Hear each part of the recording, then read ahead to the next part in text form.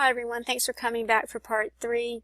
My last video I was talking about the parting of the Red Sea, how it's a parallel to the parting of the Mount of Olives, and how it's a new thing but it's not really a new thing. And I'll just show you those scriptures that talk about a new thing.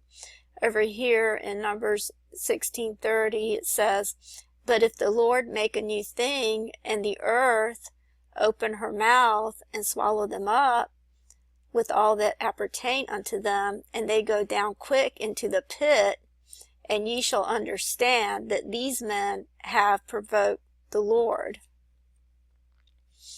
And then in Ecclesiastes 1:9 it says, "The thing that hath been, it is that which shall be, and that which is done is that which shall be done, and there is no new thing under the sun."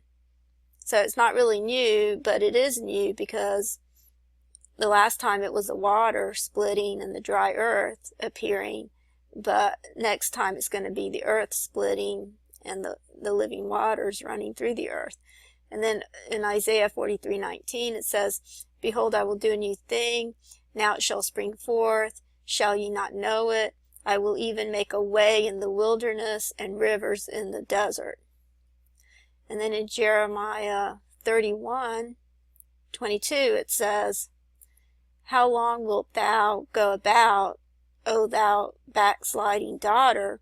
For the earth hath created a new thing in the earth. A woman shall encompass a man."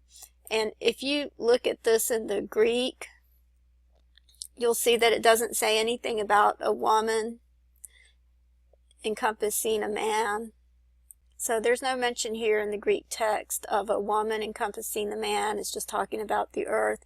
But if you look at the word earth in the Greek, put in here, you can see that it's oftentimes depicted as a woman, as you can see from some of these images here, that oftentimes the earth is depicted as a woman.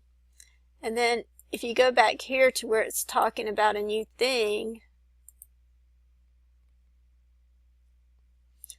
you see over here in Numbers 16:30 it says, "But if the Lord maketh a new thing, and the earth open her mouth and swallow them up with all that appertain unto them, and they go down quick into the pit, then ye shall understand that these men have provoked the Lord."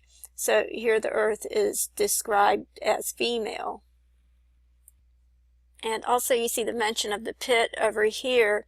If you go back to Zechariah 14, I had explained in my video on Gog and Magog how in the Greek it talks about the pit opening once the Mount of Olives splits.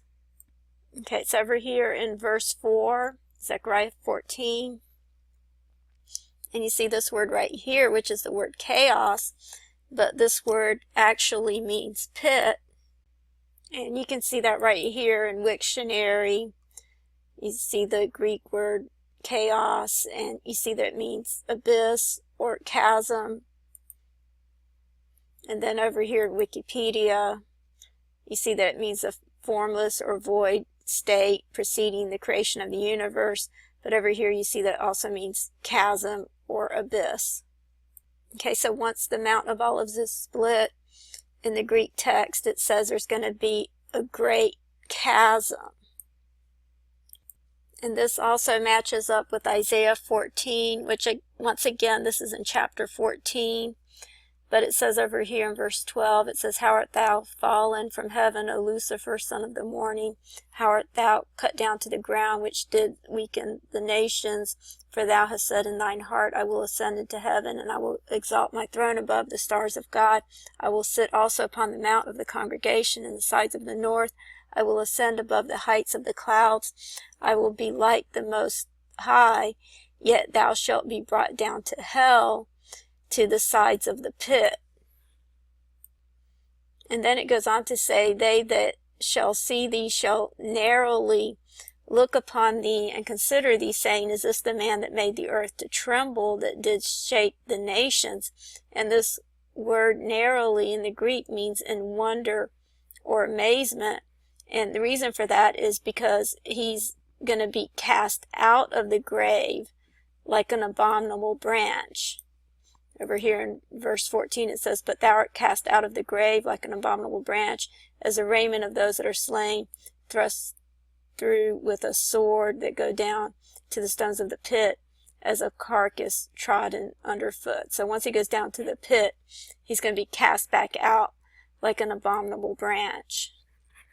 And that's why they're going to look narrowly upon him.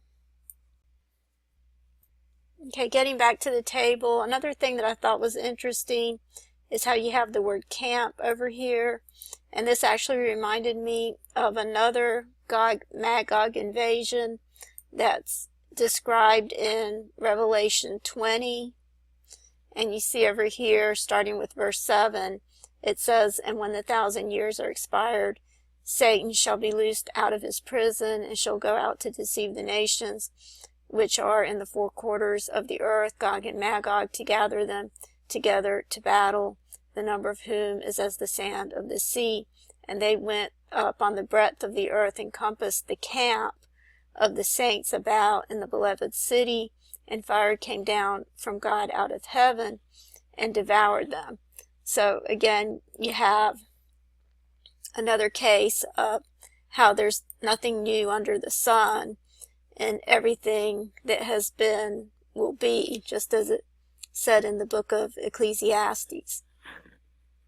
Okay, so getting back to the original premise of this video, and the fact that they're talking about an October surprise at the end of October, I just wanted to say I'm not saying that anything is necessarily going to happen in the next couple of days. I don't really know, but you just can't ignore how all of these things seem to be lining up for something to happen very soon. It's all lining up with Bible prophecy. It's lining up with Natan's vision.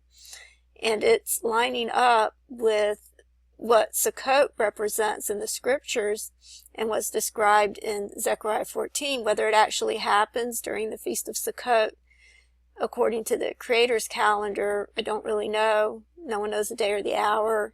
It could happen sometime after that, but it does seem to be lining up to happen sometime soon. So again, if you don't know Jesus, now's the time to get to know him. And I'll just end this with a short video clip from the movie The Passion of the Christ.